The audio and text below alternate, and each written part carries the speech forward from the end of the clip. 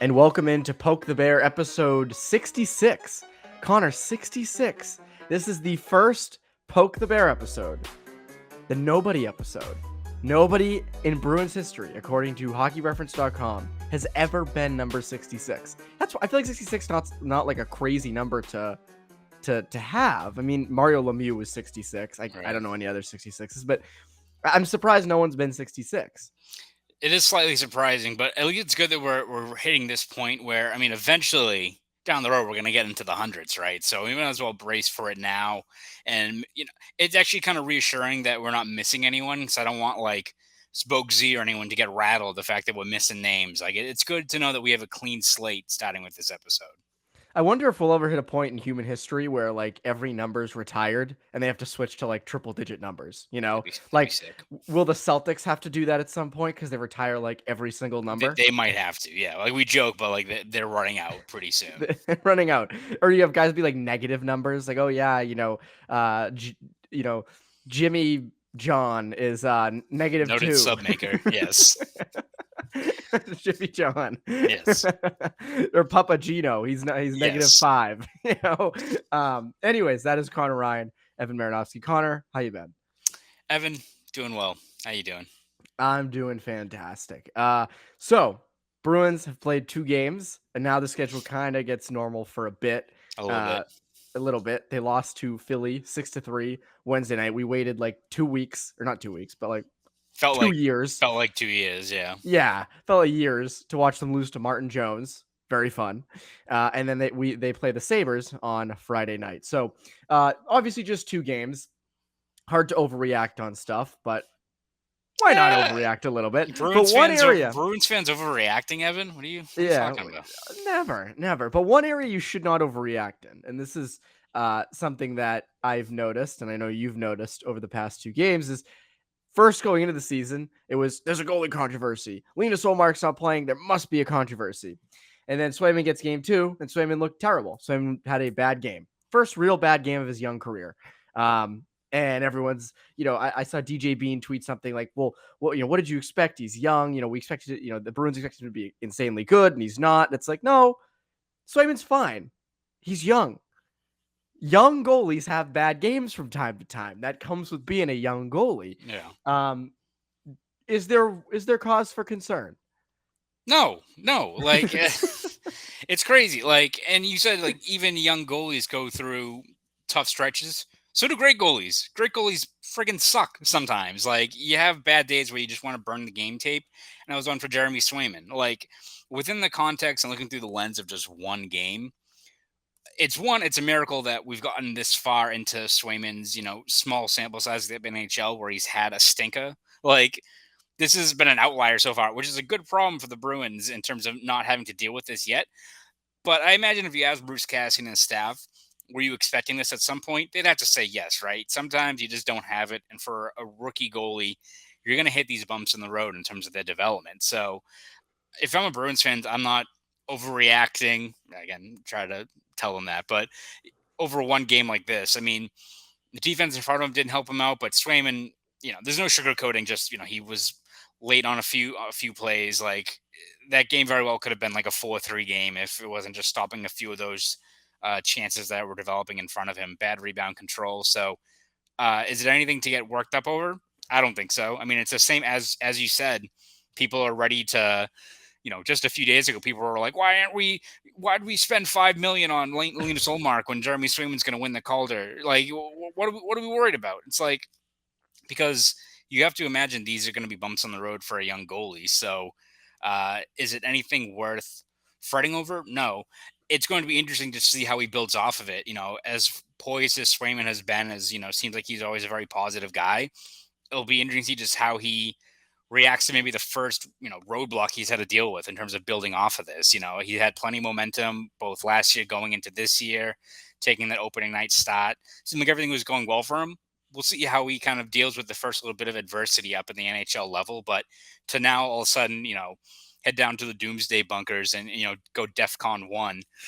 A little bit premature, right? Every goalie has a rough game or two, even like even if let's say Swayman comes out again and struggles, I'm not ready to all of a sudden, check Shields MRI, see how Tuukka Rask is doing, right? Like I don't think we need to start doing that yet.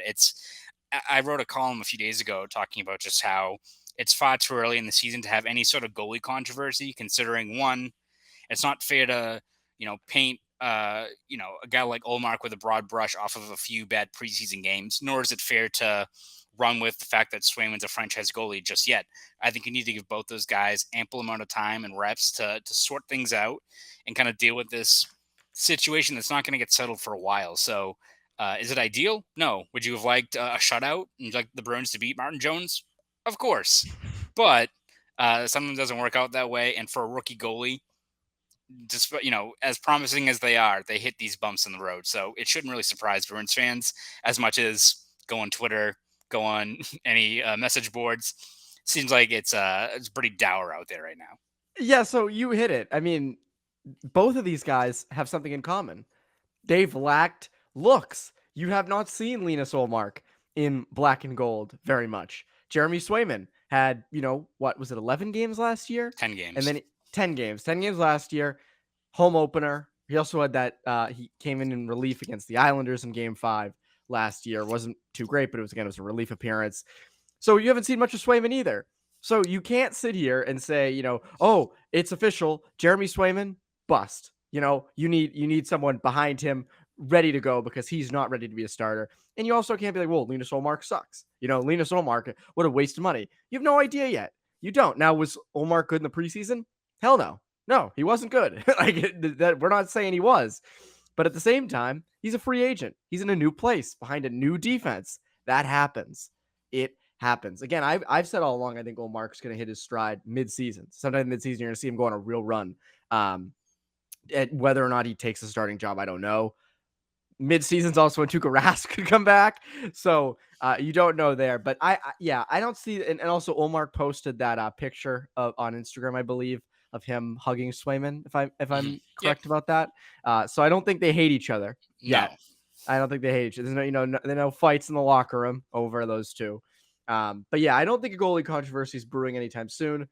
And even when we talked on Bruins Beat on Monday, saying how Swayman looked poised and good, every time neither of us have ever said, "Well, he's definitely a franchise goalie."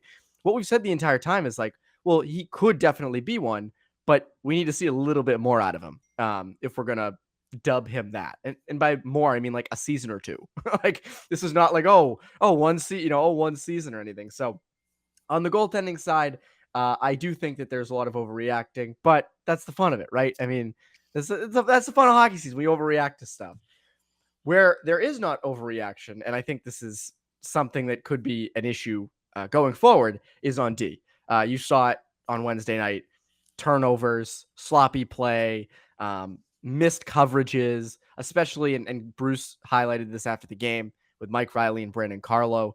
Those two, really tough defensively. Not good. Mike Riley had a turnover that led directly to a goal. Yes. It's funny because he came out of his own zone blazing, and I'm like, oh, nice. All right, okay, go on in.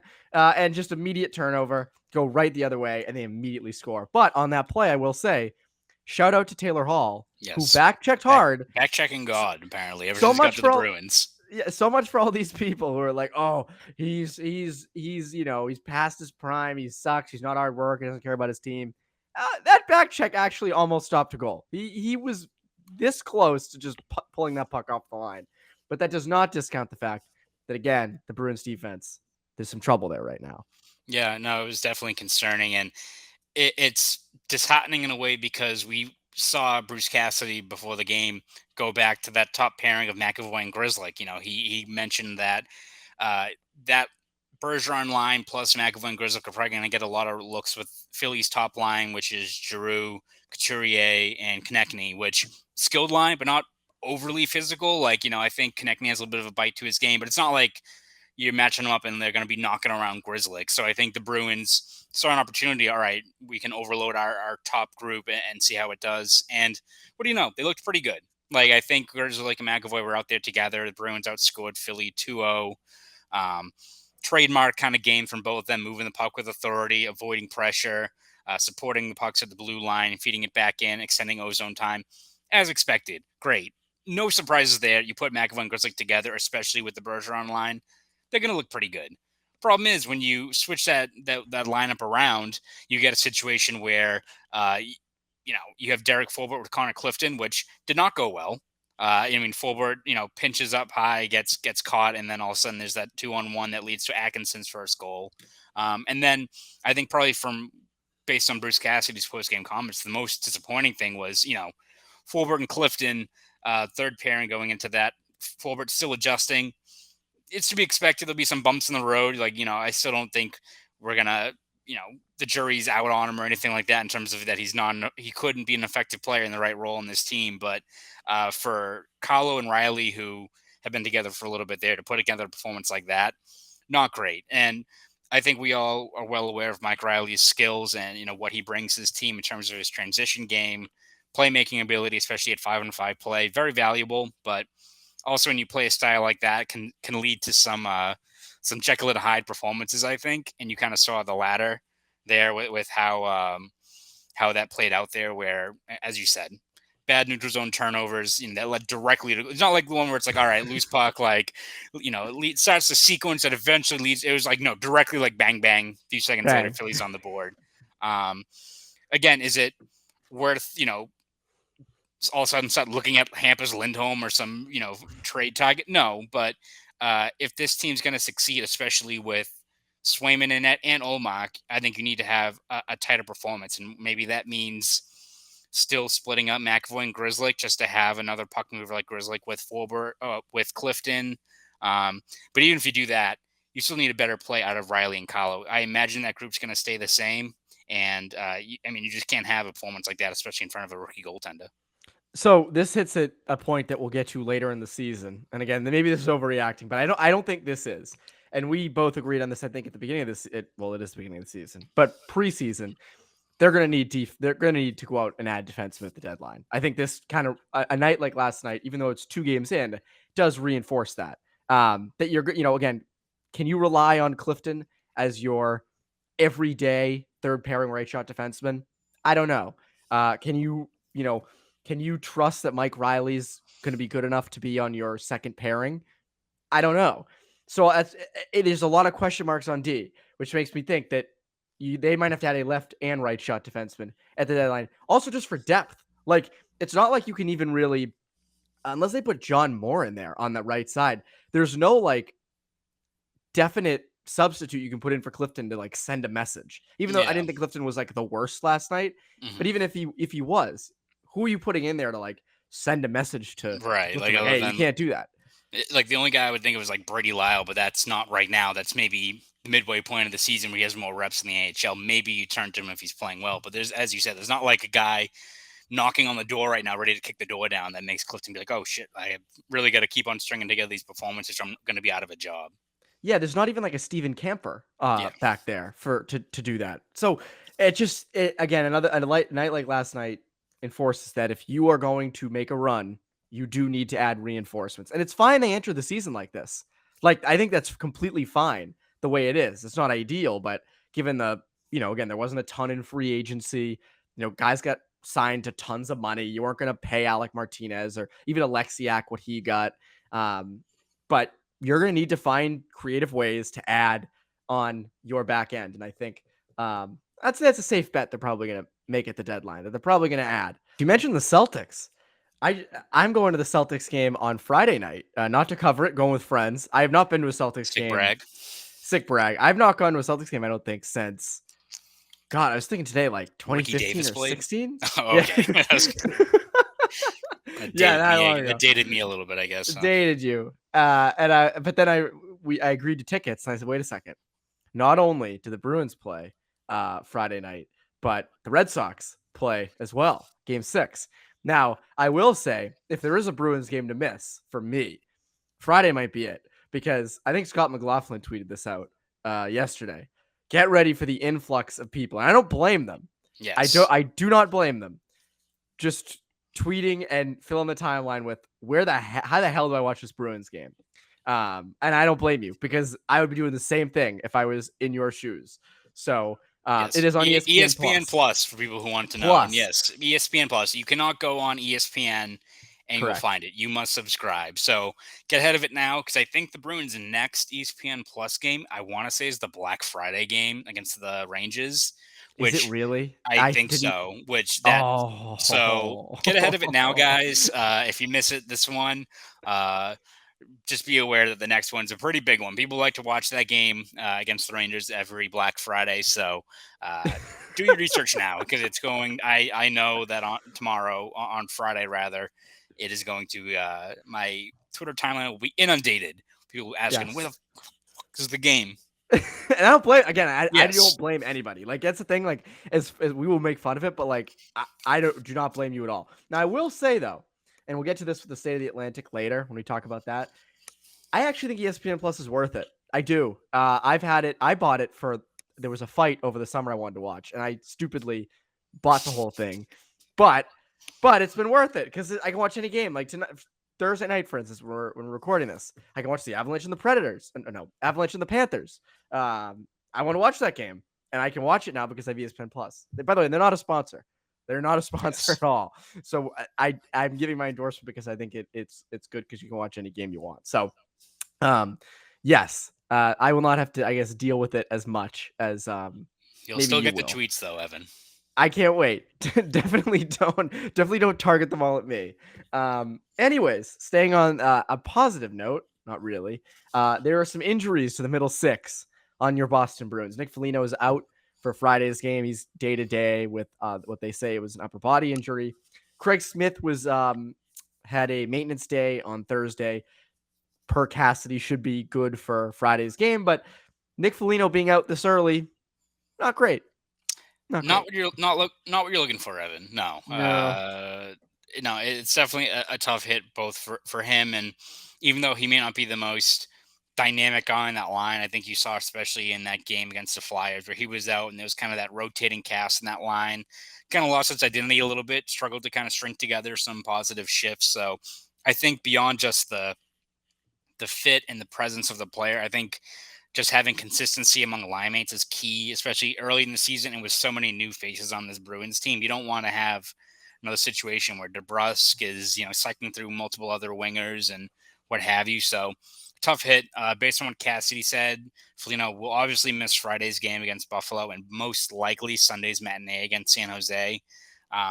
Hopefully that's kind of all it is. But for right now, it looks like we're not going to get a dramatic call up. At least that's what Bruce Cassidy kind of hinted at. It very well could be Nosek getting bumped up to the third line, and then fourth line of Anton Bleed, Trent Frederick, and Carson Kuhlman. So the Jackson, the Studnicka stands, unfortunately, might have to stand down and wait a little bit longer because we might not be getting that for a little bit. Yeah, I don't think that's going to come now. I feel like that would come later. And you're also not replacing a center. I feel like if Yes. this was Hala, you would just bring Stanika up. Yes. But it is not. But it sucks losing Foligno this early. I mean, he's fit well in the dressing room.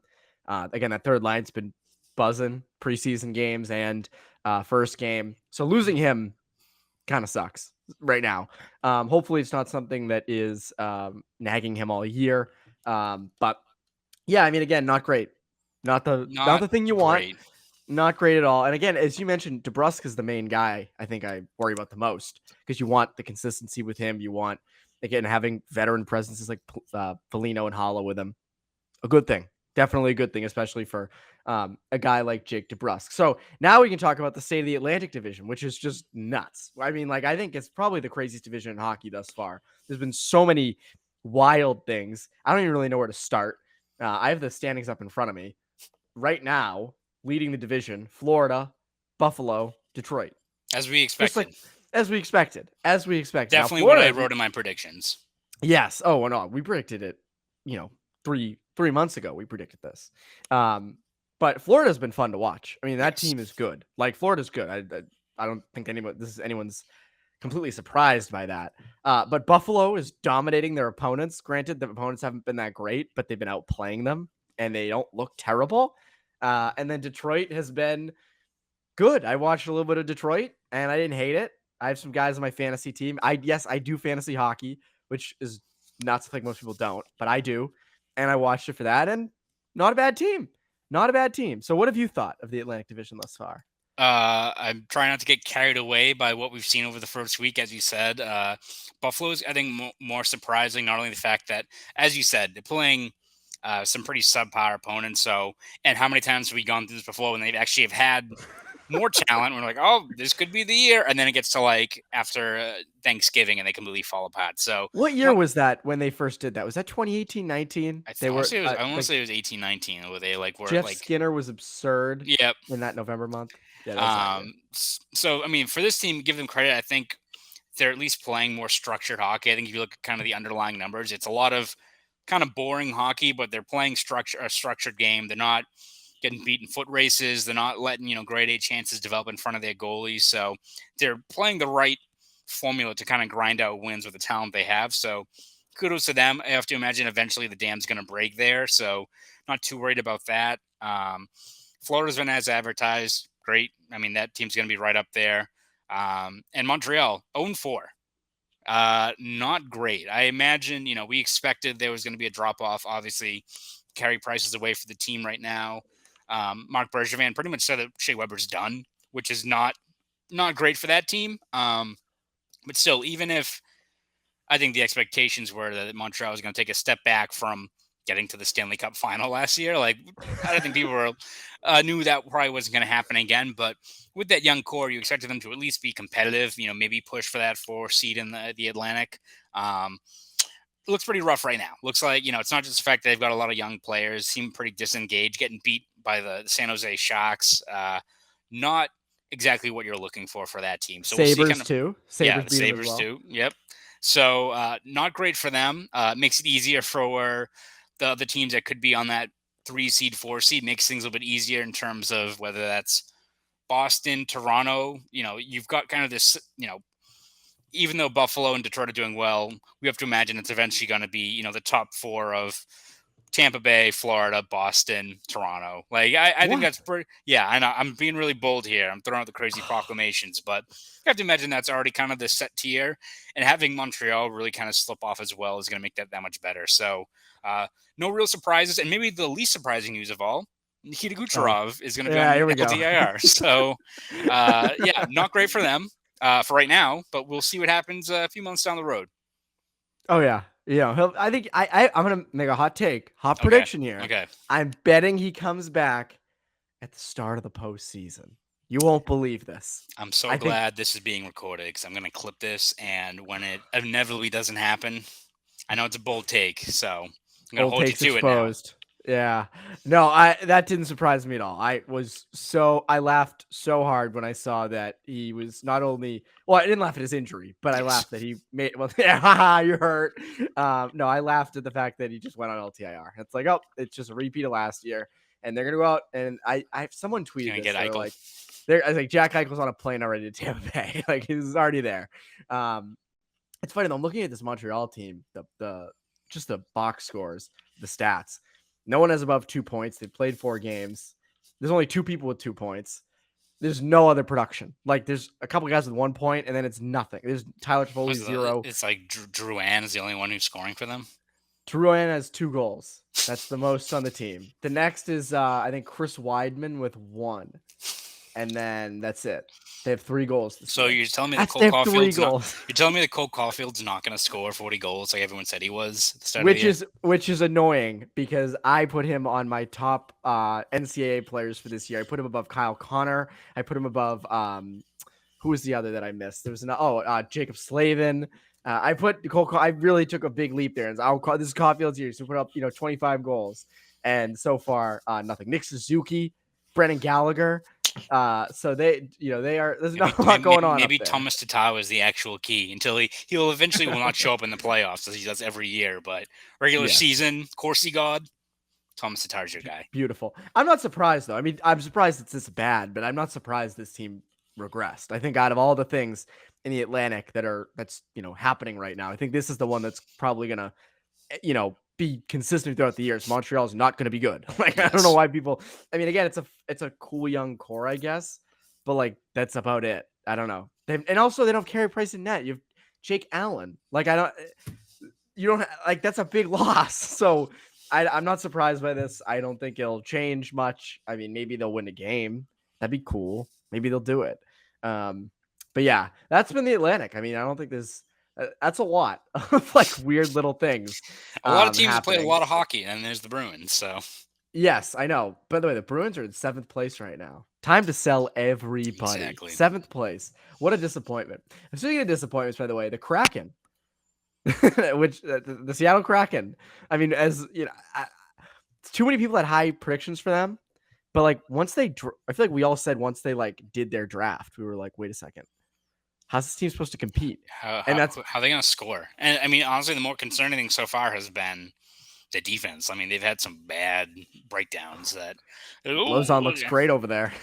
Yeah, exactly. I saw some people were tweeting about how they should have exposed Grizzly and kept Lozon. I'm like, have you been watching the fucking games, guys? Like, no, apparently not. Apparently not. I know it's time change out in the Pacific. Maybe not catching some of these games, but I think they made kind of the right call there. And also the people who were like, oh, this is a big loss for the Bruins. It's like, I don't know. No, it really isn't. Left shot defenseman who was never gonna pass like your third pairing and had like defensive liability issues. Yeah, I'm all right with losing Evan, that. He hits guys, and if you can just ignore that he coughed up that puck that led to that OT loss against the Islanders, which if it was any guy under 5'11", they would have crucified him, then you can ignore that. Yeah, it's true. That is true. I forgot about that play against the Islanders. That was nuts. But didn't that hit Coyle's skate? Hate to bring that up, but didn't that hit Coyle's skate and like bounce to center ice or something? I don't know. It was irrelevant. Bonehead play. Irrelevant. Bonehead play. But yeah, the Kraken, not much is going on with them. They're just kind of losing games, hanging out, crackening. And it's so funny because like ESPN and Turner are promoting them so hard, especially ESPN promoting the Kraken like crazy. And I get it. They're a new team, right? Like that makes sense. You promote the new team and to the new fans who are watching, but it's going to be tough when that team is just brutal at the end of the year. But again, they could compete. That division sucks. So I don't know. I mean, they very well could be in the mix. Like, I think they're not a particularly riveting product. I think when they get rolling, which I imagine eventually they will, you're still going to have a whole lot of 2-1 games, stuff like that. So, like, they're built to grind out points, but doesn't make for the most riveting product on the ice. That's for sure. No, I don't think this will be Vegas. I don't think this will even be like remotely close to Vegas. I mean, in 2017, that team was. I mean, that team had so much working in their favor, and they fleeced over so many teams that I think other teams got the MO in terms of how they weren't going to get fleeced like it was with was it McPhee or whoever was running Vegas at the time. Ron Francis wasn't going to follow that up with an encore performance, but as we said back during that draft, we're like, all right, like there's a foundation here, but how are you guys going to score? All right, what are we doing? Unless Brennan Tanev scores 30 goals, which I mean, the dude might. He might. 3 goals so far. Jared McCann has 5 points in 5 games. I can't sit here and act like I know everything about this team. I mean, I've watched like 1 game. I've just like read what people have been saying. So anyways, that's kind of our look around the league, especially the Atlantic is just hilarious. But what can the people look forward to over at Boston Sports Journal? Well, Evan, we got a feature dropping tomorrow about Bruce Cassidy and Chris Kelly, who is in his first year as assistant coach with the Bruins. So excited to drop that. Have a few more features in the pipeline that we'll be releasing over the next couple of weeks, along with the expected day-to-day coverage, game recaps, breakdowns, all that stuff that comes with the Bruins finally playing like a more normal schedule now. We don't have to wait 5 days in between games anymore, which will be great. So all that stuff will be over at BSJ. So subscribe at bostonsportsjournal.com. Want to follow me on Twitter? You can do that at ConorRyan_93. Go do all that for Conor Ryan. I'm Evan Marinofsky. You Poke the Bear listeners. Have great rest every day.